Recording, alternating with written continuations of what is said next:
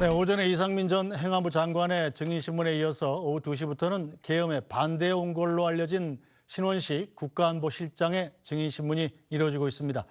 자, 계속해서 정치 여담 김재원 전 국민의힘 최고위원, 복귀왕 더불어민주당 국회의원, SBS 박진원 논설위원, 이현영 기자와 함께 짚어보겠습니다. 네 분 어서 오십시오. 안녕하세요. 네, 먼저 이현영 기자, 이 신원식 국가안보실장에 대한 증인신문이 2시부터 계속이 되고 있는데 현재까지 나온 주요 발언들은 어떤 게 있나요? 예, 신원식 실장이 지금 이 윤 대통령 측 신문에 대답을 하고 있는 상황입니다. 이 윤 대통령 측에서는 지금 신원식 실장에게 이 안보 문제가 얼마나 당시에 심각했는지, 왜 계엄을 할 수밖에 없었는지 이런 문제에 대해서 신문을 이어가고 있는데요. 네, 신원식 안보실장이 여기에 대해서 윤 대통령도 안보에 대해서 위중하다고 느꼈을 거라면서 이 당시에 계엄을 할 수밖에 없었던 어떤 불가피성에 대해서 이 윤 대통령 측의 신문에 그 비슷한 방향으로 답변을 하고 있는 걸로 보입니다. 지금 주신문이 진행되는 과정에 계속해서 이 안보 예산을 삭감한 게 얼마나 큰 문제였는지, 그리고 안보 전문가로서 이 하이브리드전에 제대로 대비를 하고 있었는지, 그런 것들에 있어서 얼마나 큰 구멍이 있었는지 이런 거에 대해서 질문을 하고 답변을 하고 있는 상황이 이어지고 있습니다. 네, 자 박진원 논설위원, 신원식 국가안보실장은 비상계엄에 반대해온 인물로 알려져 있지 않습니까? 그렇죠. 자, 국회는 물론 윤 대통령 측도 양측에서 증인으로 신청해서 선택이 된 건데 양측은 어떤 전략을 갖고 있을까요? 일단 이제 국회 쪽 입장에서는요. 네. 이제 3월에 이제 SBS 보도도 있었지만은 이제 그 계엄 관련 만찬에 이제 논의하는 자리에 참석을 해서 그 계엄에 대한 그 대통령의 의사에 대해서 상당히 이제 강한 반대 의사를 밝혔고, 이것 때문에 이제 또 그 김용현 국방부 장관하고 상당히 이제 다툼이 있었다, 이런 보도가 있었지 않습니까? 그래서 그런 부분, 그래서 뭔가 이 계엄이 이 장기간 사전 모의에 의해서 이제 발생한 거다라는 거를 증명하기 위해서 이제 국회 측이 증인 요청을 한 것으로 볼 수가 있을 것 같고요. 또 이제 대통령 측에서는 사실 이제 안보실장으로서 야당의 이제 입법 독주와 이제 방해 때문에 국가 안보에 문제가 이제 많이 발생했었다, 뭐 이런 내용을 좀 증언으로 들으려고 하는 게 아닌가, 뭐 그런 예상을 할 수 있습니다. 네, 자 오늘 증인들도 굉장히 핵심적인 내용들을 갖고 있는 분들인 만큼 여야 모두 주시하고 있을 텐데 먼저 김재원 전 최고 의견부터 들어볼까요? 오전에 있었던 변론, 그리고 신원식 전 국방장관 현재 안보실장의 변론 어떻게 들으셨습니까?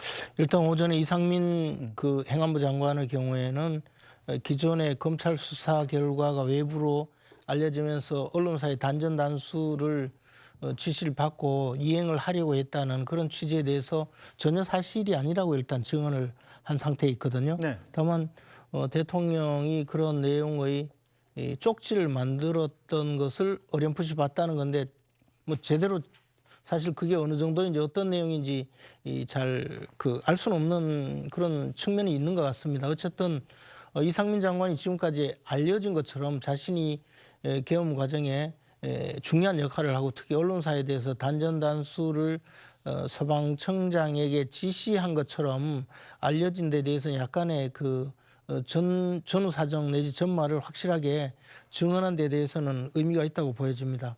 오후 진술에서 아마 신원식 안보실장의 경우에 과연 어느 정도 이 계엄 선포 이전에 국내외 정세 문제가 있었던 것인지, 또는 대통령이 언제부터 이 계엄 선포를 준비한 것인지에 대해서 정황적인 증언을 하리라고 예상이 되는데요.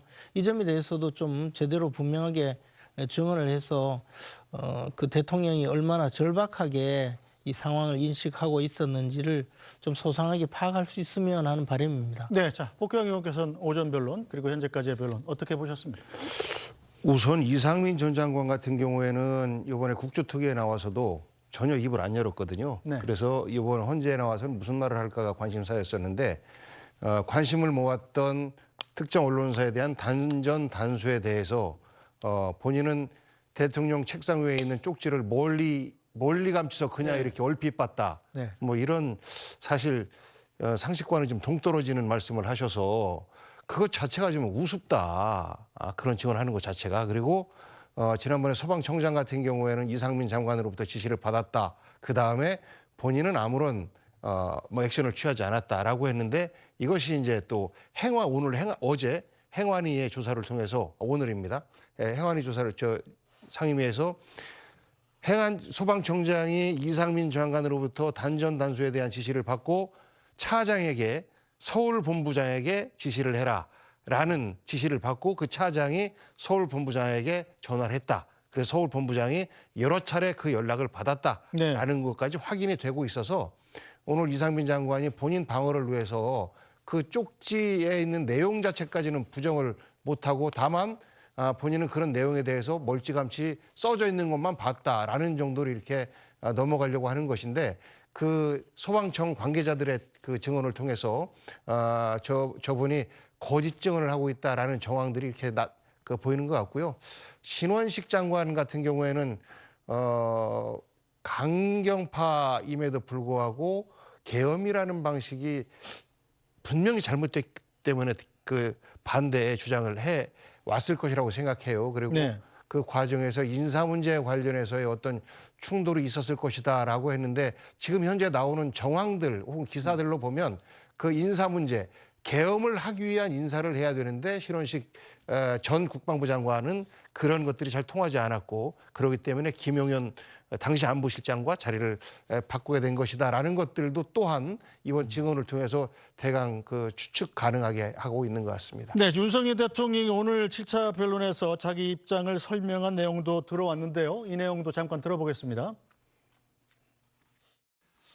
행안부 장관의 그 이상민 전 장관의 증언을 이렇게 들어보면은 조사를 받는 과정에서 계엄 이코르 내란이라고 하는 프레임으로 자꾸 물으니까 아마 일부 국무위원들이 그런 식으로 답변을 한 것 같은데 도대체 국무위원이 대통령실에 그러면 뭐 간담회 하러 오거나 뭐 놀러 왔다는 것은 말이 안 되는 얘기입니다. 그래서 그런 부서 문제도 대통령의 국법상 행위, 비상계엄 선포라는 국법상 행위에 대해서는 부서는 국방장관과 총리와 대통령인데 사실 우리 부속실의 그 실장이 일단은 만들어 놓고 서명을 받았습니다. 그러나 총리께서 이거는 작성 권한과 책임이 국방부에 있으니 국방부에서 결재 올라오는 게 맞다라고 했는데 국방부에서 아직 안 올린 것이고요.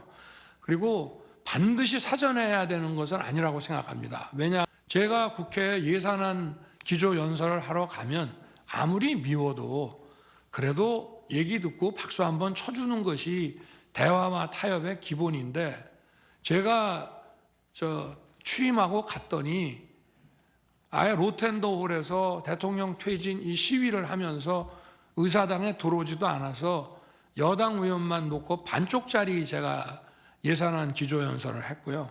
그 다음번에는 이제 들어는 왔습니다. 언론에서 비판하니까. 근데 전부 고개를 돌리고 있고 제가 끝나고 악수를 하니까 전부 거부하면서 그 문 쪽에 있는 일부만, 앞면이 있는 일부만 하고 저에게 심지어는 빨리 사퇴하세요. 이런 의원들도 많았습니다. 이 무슨 대통령이 대화와 타협을 거부하고 불통해 일방통행을 하면서 이루어졌다는 것이 바로 민주당의 계속된 프레임이었습니다. 그 말씀을 꼭 드리고 싶고. 네, 이현영 기자, 윤 대통령의 주장을 들어봤는데 이상민 전 행안부 장관의 진술이 끝난 뒤에 한 얘기라고 그래요. 뭐에 관련된 얘기입니까? 국무회의 건이죠? 예, 아까 말씀드렸던 국무회의 건 관련인데요. 지금 윤석열 대통령 측에서는 이 국무회의에 효력이 있었다라고 주장을 하려고 지금 계속해서 이 부서가 없기는 했지만 그에 준하는 절차들이 있었다라는 걸 주장을 하려고 하는 것 같습니다. 그래서 지금 이 부서가 없지 않았냐, 그리고 부서가 필요했냐라는 거를 윤석열 대통령이 지금 이상민 전 장관에게 직접 신문을 했거든요. 그래서 이상민 전 장관도 굉장히 급박한 상황이니까 사후에 할 수 있었다라는 취지로 답변을 한 거거든요. 네. 그래서 이것 관련해서 지금 윤석열 대통령이 하는 이야기를 보면 이 부속실 실장이 일단은 이 관련한 서류를 다 만들어서 서명을 받았다라고 이야기를 했습니다. 그런데 이 국무위원들은 이 서명을 한 적이 없다라고 이야기를 하고 있거든요. 그래서 실제로 이 서류에 뭔가 서명을 행위 자체가 있었는지를 확인을 해봐야 할 것 같고요.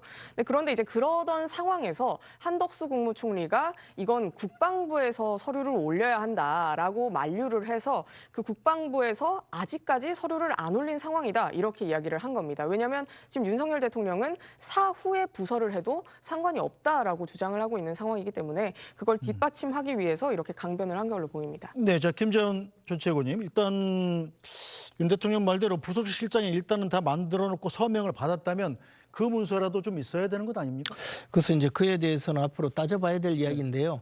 헌법상으로 대통령의 모든 그 국법 행위는 문서에 의하고 관계 국무위원이 부서를 하게 되어 있습니다. 그러면 결국은 대통령이 국무회의 의사록에 서명을 하고 계엄 선포 행위에 대해서도 그 부서를 하는데 그에 대해서 당초에 국방장관이 계엄을 건의하면서 계엄 건의서가 있고 네. 그것을 국무총리를 거쳐서 대통령까지 서명을 해야 되는데 이것이 제대로 갖춰지지 않았다. 그래서 국무회의가 그 무효라고 하든가 또는 더 나아가서 국무회의는 실제 이루어지지 않았다고 주장하는 그런 그 내용의 주장이나 진술들이 사실은 국무위원들 중에서도 검찰 수사 과정에서 나온 것으로 네. 그렇게 보도가 되고 있습니다. 그런데 대통령실의 주장은 그러면 왜 국무회의에서 성원이 될 때까지, 즉 국무위원 의결 정족수가 있을 때까지 기다렸겠느냐. 네.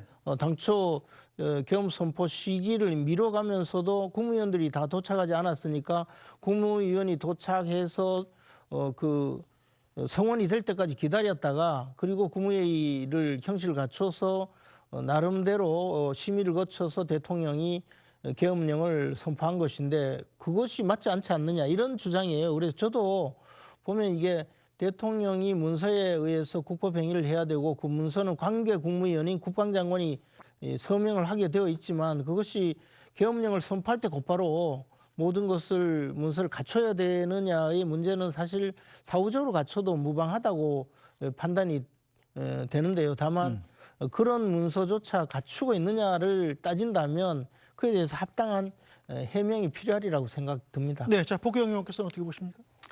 예, 부속실장이 서명을 받았다라고 하면 그거라도 내놓으면 아 그래도 절차를 지키려고 노력했구나라고 감안은 할 수 있을 텐데 그것조차도 없는 거 아니겠습니까? 그래서 저 발언 자체에 대한 신뢰도 굉장히 많이 흔들리는 것이고 국방부 장관이 이 계엄을 발동시키기 위한 절차적 과정을 제대로 안 밟은 것이고 그러하기 때문에 국무위원들이 국무회의인지 아니면 간담회인지조차도 몰랐다라고 하는 건데요.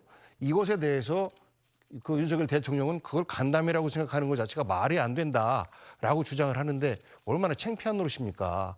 국무위원들은 이번 계엄 사태에서 본인들의 책임을 최소화시키기 위해서 거짓말하고 있는 건지 뭔지 모르겠어요. 다만 절차적으로 내용적으로 국무회의는 성립되지 않았다라는 것으로 해서 본인들의 책임을 가볍게 하려고 하는 것처럼 보여져요. 그런데 윤석열 대통령은 아니다. 그들과 똑같이 했고 실제 국무회의가 있었다라는 것인데 11명 의결 정족수가 차자마자 이런저런 회의 없이 나는 바로 발표하러 간다라고 했다는 그 전언들이 나오고 있는 거 아니겠습니까? 네. 그것을 보면 형식 요건을 갖추려고 노력을 했으나 절차와 형식 모두가 제대로 다 잘 맞지 않았다라는 것들이 지금 드러나고 있는 것 같습니다. 근데 네. 제가 보충적으로 조금만 말씀드리자면요.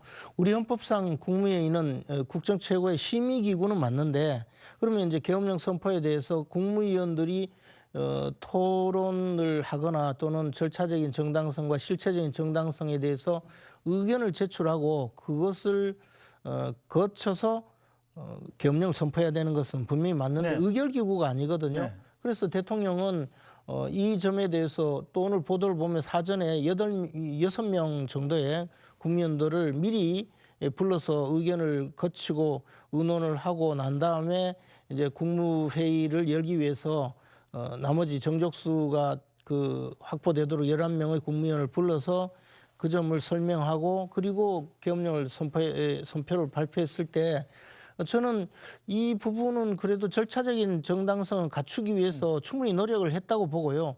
그 점에 대해서 관계 국무위원의 부서가 있는지 없는지는 굉장히 부차적인 문제이고 네. 그 관계 국무위원의 부서가 없다고 해서 이게 절차적으로 잘못되었다고 할 수 있겠느냐.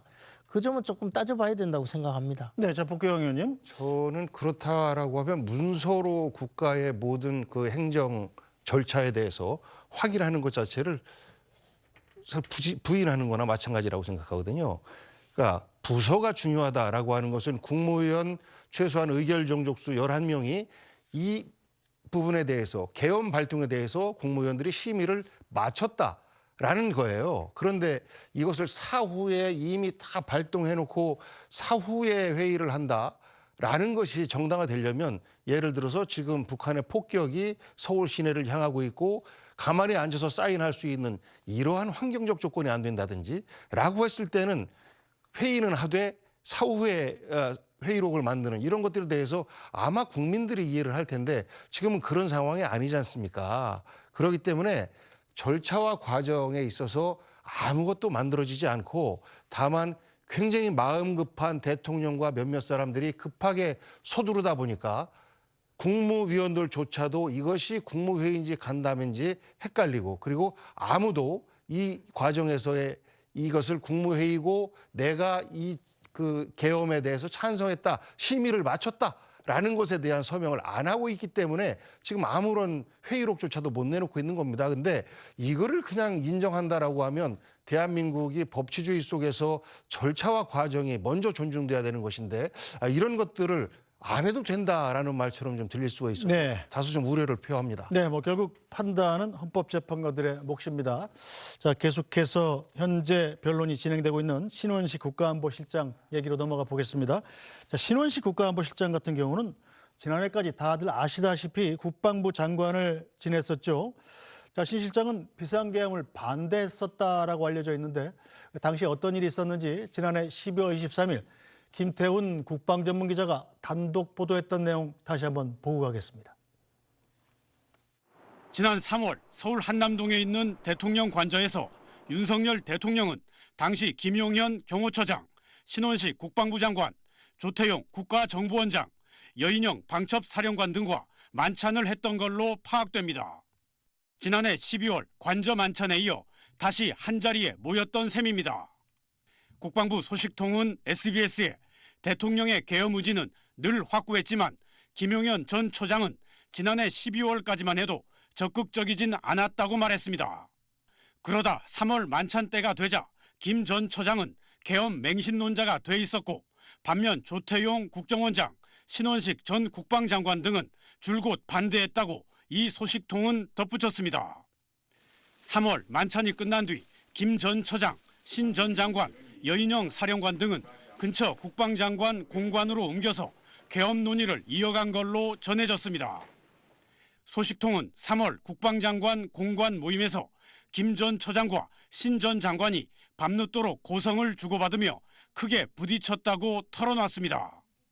SBS가 취재한 여인영 사령관의 검찰 진술에 따르면 김 전 처장은 비상계엄은 대통령의 권한 행사이지 쿠데타도 잘못된 것도 아니라고 그 자리에서 강하게 주장했고 반면 신 전 장관은 정치적인 문제를 푸는데 계엄은 솔루션이 될 수 없다며 역시 물러서지 않고 맞받았습니다. 윤 대통령이 군이 안 나서면 할 수 있는 게 없다는 취지로 계엄 필요성을 강조하는 상황에서 정작 계엄 사령탑을 맡아야 할 당시 국방장관은 반대 의견을 굽히지 않고 있었다는 얘기입니다. 결국 지난 9월 돌연 신 전 장관을 대통령실 안보실장으로 김 전 처장을 국방장관으로 바꾼 것도 이런 상황과 관련이 있다는 분석입니다. 네, 자 박준호 논술위원, 신원식 국가안보실장의 입장이 이렇다 보니까 오전에 상당 부분 윤석열 대통령한테 유리한 지수를 하려고 노력했던 이상민 전 행안부 장관하고는 상당히 좀 다른 답변이 나올 수도 있다 이런 전망이 나오죠? 네, 뭐 추측일 뿐이지만은 지금 보도에 따르면은 그런 예상도 좀 가능합니다. 사실 이제 계엄 논의 자체에 상당히 이제 강한 반대 의사가 있었고 또 당시 이런 배경 때문에 또 장관 자리에서 물러나서 이제 안보실장으로 자리를 옮겼다 이런 분석이 있었기 때문에 그런 배경에서 보면은 다른 뭐 이상민 장관보다는 좀 더 자유롭게 뭐 발언을 할 수도 있다라는 예측이 나올 수도 있는데, 다만 이제 지금 헌법재판의 양상을 보면은 증인들이 이제 개인의 법적 책임에 대해서 상당히 이제 신경을 쓰면서 증언을 하고 있기 때문에, 특히 이제 신원식 실장이 그 계엄 선포 다음 날인 12월 4일에 새벽에 그 계엄 해제 관련 국무회의에 배석을 했었기 때문에, 이 당시에 또 어떤 내용에 있어서 뭔가 또 이제 참석자로서의 이제 그 법적 책임이 있을 수도 있기 때문에 아무래도 이제 발언 자체는 좀 신중하게 하지 않을까, 뭐 이런 예상도 할 수 있을 것 같습니다. 네. 자, 이현영 기자, 지난 9월에 국방부 장관에서 교체된 건데, 지난해. 자, 이렇게 비상계엄과 자신의 국방장관 교체 과정에 대한 질문도 좀 있을 거라고 봐야죠. 예, 지금 2시 한 46분쯤부터 국회 측에서 반대 신문을 신원식 안보실장에 대해서 시작을 했습니다. 네. 그 내용에서도 아까 그 보여드렸던 저희 그 SBS 단독 보도, 그 2024년 3월에 안가만찬 상황에 대해서 국회 측에서 지금 계속해서 구체적으로 물어보고 있는데요. 당시 상황이 좀 어땠냐 이렇게 물어보니 신원식 실장이 대통령이 울분까지는 아니고 당시 상황에 대해서 이 말씀을 하셨고, 뭐 군이 나서야 된다 이런 취지로 이야기를 해서 이 군이 나서는 건 적절치 않다 뭐 이렇게 이야기를 했다라고 당시 상황을 설명을 했습니다. 그러면서 왜 반대 의견을 냈냐 이렇게 물어보니 신원식 실장이 이 계엄 비슷한 얘기를 해서 평소 자신이 생각하는 역사관 등에 비춰봤을 때 옳지 않다고 생각을 해서 그렇게 반대를 했다라고 답변을 했습니다. 그러면서 이 두 사람, 조태용 국정원장 그리고 김용현 국방부 장관에게 이 윤 대통령 가까이 모시면서 좀 잘 모셔라 이렇게 충고의 말을 했다고 이야기를 했습니다. 네. 자, 김재원 전 최고께서는 자, 당시 신원식 국방장관을 갑자기 국가안보실장으로 바꾼 배경에 신원식 당시 국방장관의 이런 계엄에 대한 반대가 있지 않느냐라는 이런 보도에 대해서는 어떻게 보십니까? 글쎄 뭐 개연성이 없지는 않지만요. 그 내용을 아직까지 정확하게 확인한 단계는 아닌 것 같습니다. 신원식 당시 국방장관이 이 계엄령 선포에 대해서 명시적으로 반대를 한 것인지, 아니면 대통령께서 군이 나서야 된다라는 표현, 또는 더 나아가서 좀 더 군이 적극적인 역할을 해야 된다는 말씀에 대해서 군이 그 현재 상황에서 나서는 것은 좀 반대한다라고 주무장관으로서 그런 반대 의사를 표현하니 대통령과의 생각이 좀 다른 면이 분명히 나타난 것 같은데요. 네. 대통령께서는 사실 그 이후에도 여당 지도부와의 만찬에서 뭐 군 출동 여부에 대해서는 전혀 언급이 없었지만, 현재 그 상황, 그 국가 안보 상황이라든가 또는 야당과의 국회에서의 대립 상황에 대해서 상당히 부정적인 표현을 쓴 것은 저도 여러 번 경험을 했거든요. 그래서 뭐 그 정도로 보고 그냥 그런 말씀까지는 안 하셔도 됩니다. 상황이 그렇게 나쁘지 않으니 우리가 잘 해결하겠습니다. 이렇게 이야기한 것은 사실 저희들도 있기 때문에 네. 뭐 그 정도에 머무른 것인지를 알 수가 없는 입장이기 때문에 그런 이유 때문에 신원식 장관이 교체되었다고 단정하기는 좀 어려울 것 같습니다. 그리고 신원식 장관 본인도 국방장관에서 국가안보실장으로 자리를 옮긴 것이 그렇게 지금 그 점 때문이라고 명시적으로 발언을 한다면 모를까, 아직까지는 전혀 확인이 되지 않는 상황인 것 아닌가 네. 생각이 듭니다. 민주당에서 보는 관점은 좀 다를 것 같습니다. 네. 민주당에서 계엄의 위험이 있다, 징후가 보인다라고 하는 것은 김용현을 중심으로 해서 충암고 출신들이 군대의 주요 보직에 임명되고, 그 주요 보직에 있는 자들이 본인의 부대를 움직였을 때 충분히 계엄이 가능한 상황이다라는 생각이 들어서 그 계엄의 위험성에 대해서 이야기를 했고, 이것이 이제 2차로 조금 더 확산되게 시작한 것이 신원식과 김용현이 자리를 바꾸는 이때였습니다. 김용현이 국방부 장관으로 갔을 때 실질적으로 군을 움직일 수 있는 그 책임자로 김용현이 옮겨가면서 계엄의 위험성은 더 커졌다라고 저희들은 판단했었고, 그런 것들에 대해서 국회에서도 여러 차례 공개적인 질문을 했었었죠. 그런데 그런 의혹들이 계엄을 선포하고 난 그 이후에 사실상 의혹이 아니라 실제겠구나라는 추론이 충분히 가능하게 합니다. 네. 예를 들어서 정보사령관의 교체에 대해서 그 전에 이제 그 어떤 그 정보원들에 대한 그 신분이 드러나고 했던 사건들이 있었지 않습니까? 네. 이런 것들에 대한 책임을 당연히 정보사령관과 그 일부들이 져야 되는데 전혀 책임을 묻지 못했어요. 책임을 장관이 물으려고 하니까 그 시점쯤에서 이제 보직 이동이 됐는데 결국은 그 정보사령관을 주요하게 계엄해서 활용을 해야 되는데 신원식이 장관으로 있으면 활용을 못하기 때문에 그랬던 것 아니겠습니까? 그리고 그 시점쯤에서 매우 상식적이지 않은 군 인사들이 진행이 됐다라는 것들이 전부 다 계획된 김영현을 중심으로 해서 계엄을 해야 되는데 신원식이 장관으로 있는 동안은 사실상 그것을 실행하는 것이 어렵겠다라는 이유로 해서 자리를 바꾼 것 아닌가라는 것이 추론이지만 뭐 사실에 더 가까운 것 아닌가라는 것이고요. 신원식이 본인이 어떤 이유로 안보실장으로 가게 됐는지는 설명을 못하죠. 그 이유는 인사권자인 윤석열 대통령만 할 수 있는 건데 저희들이 주장하는 그동안의 계엄의 우려, 징후 이런 것들이 현실화된 지금에는 사실일 가능성이 매우 높다라는 생각입니다. 네, 자, 윤 대통령이 계속 이 직인들과 신문하는 과정에서 눈이 마주치는 모습들이 앞서 많이 나왔었는데, 자, 이현영 기자, 그전에는 원래 윤 대통령이 사실은 부리던 참모들과의 증언이 되는 거잖아요. 이 참모 입장에서는 대통령을 봐가면서 증언하는 게 불편하다. 그래서 가림막을 설치할 수도 있다 이런 예상도 나왔었는데 실제로 가림막 설치를 요구했던 증인들은 없던 모양이에요?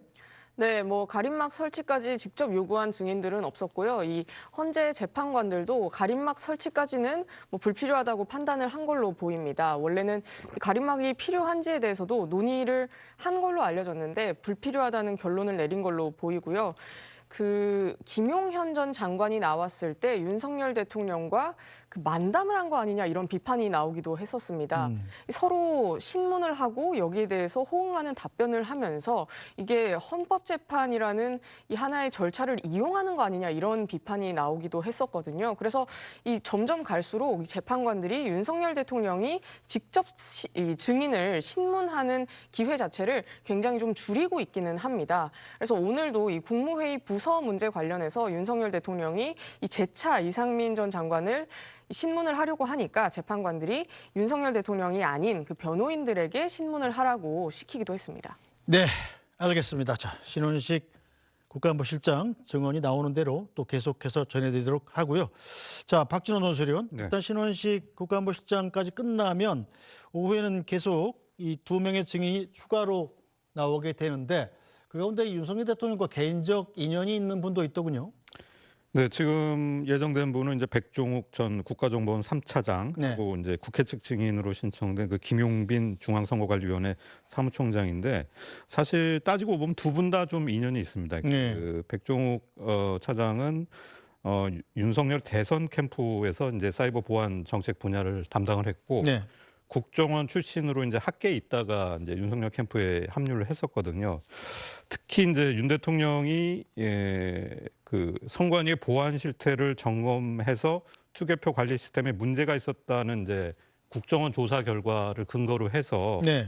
비상계엄 선포의 배경 중 하나로 이제 언급을 했었는데 당시에 이 조사를 할 때 이 백 전 차장이 국정원 3차장으로 재직을 했었기 때문에 요 조사 자체 실무와 이제 관련이 있다는 분석이 많은 편입니다.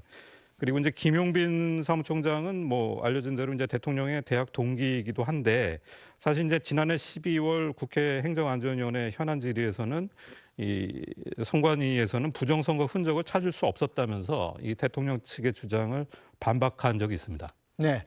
자, 이현정 기자, 이제 내일 모레 한 차례 더 변론 기간이 남아 있고 헌재가 변론 기일을 얼마나 더 지정할지 모르겠습니다만, 자, 빠르면 이달 말이나 아니면 다음 달 초에 헌재에 선고가 내려질 수도 있다 이런 전망도 있더군요.